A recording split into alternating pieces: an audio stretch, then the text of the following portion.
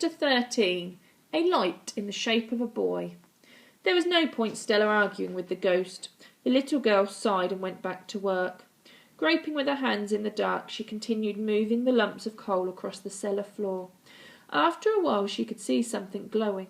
At first she couldn't make out what it was, but as she moved more coal out of the way, she realised it was a pair of feet, dirty-looking feet that were somehow lighting up the cellar. Now she could see what she was doing. The girl quickened her pace. Soon all the coal had been pushed aside, and standing right in front of her was a light in the shape of a boy. The figure was wearing shorts, a shirt, and his outfit was topped off with a cap. Over his shoulder he was holding a brush. He'd clearly been a chimney sweep, a boy who in the olden days was sent to crawl up chimneys to brush away the coal dust.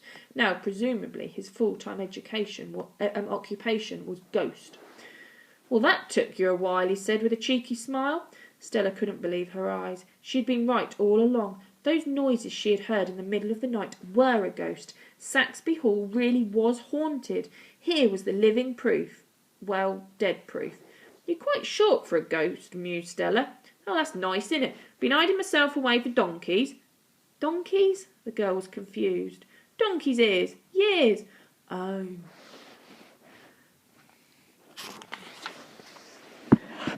"Sorry I've been hiding away, because I don't want to frighten nobody, and the first person I meet says I'm short ass."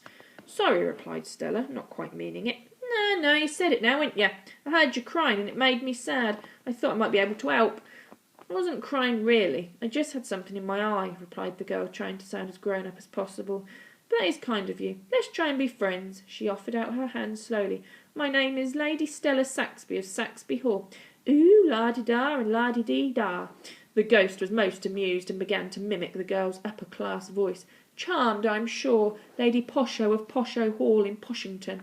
Next he began doffing his cap in a manner so over the top there was little doubt he was only pretending to be impressed. Stella observed this display, a pained grin on her face. "So what is your name?" "Soot." "No, I asked you what your name is, not what you sweep away." "I know. It's Soot." "Soot, that's your name?" "Yeah." The girl couldn't help but laugh. "That's not a proper name. You can't be called Soot." The ghost didn't look at all pleased at the girl's response. "That's it. Have a good old laugh, my lady." "I will," she replied before bursting into hysterics. Soot folded his arms, waiting for this rude little madam to stop. "You're finished?" "Yes," replied Stella, wiping a tear of laughter from her eye.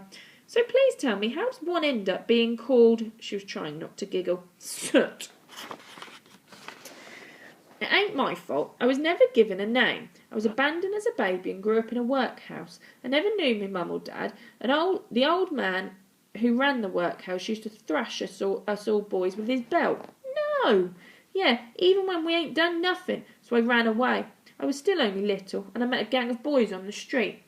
They said you could get food and lodgings if you worked as a chimney sweep, so that's what I did.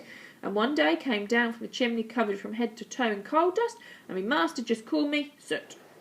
Now the girl felt very guilty for having laughed. This poor boy's experience of life had been a world away from hers. Stella had never seen inside a workhouse, and shuddered to think how brutal it could be. As for being shoved up a chimney to clean out the coal dust, that was unimaginable. "I am so sorry," she said. "I didn't mean to laugh. It's just that I've never ever heard of anyone being called Soot." "Don't you worry, my lady." Stella now had a question she wasn't at all sure how to phrase. "So, I hope don't mind me asking, spit it out. How did you, come to be a ghost?" Soot looked at her and shook his head. He clearly thought that was an absolutely stupid thing to ask. "You have to die first, don't you?" Yes, I gathered that," replied the girl. "So forgive me, how did you come to be, brown bread?" "Brown bread rhymes with dead," Stella guessed. "You're getting it." The pair shared a smile. "Well, my lady, you may not believe me, but I died in this very house."